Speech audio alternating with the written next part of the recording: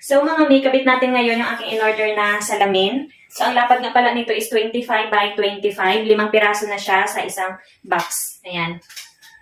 So try natin ikabit doon sa dingding na yun. So bago natin ikakabit, syempre, susukatin muna natin kung hanggang saan siya pwedeng mailagay.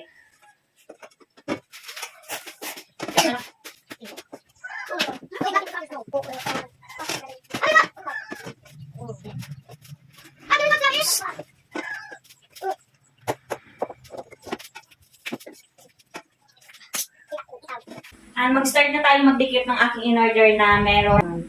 So, may kasama nga pala siyang double-sided. Ayan. So, idikit muna natin ito sa kanyang likod. Ayan siya. Hatiin na lang natin baka hindi magkasya. Ayan. And, babalatan lang yan siya dito bago idikit.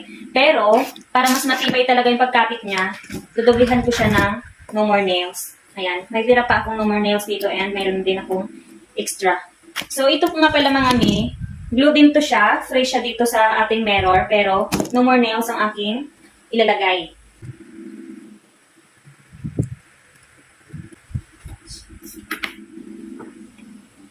Okay.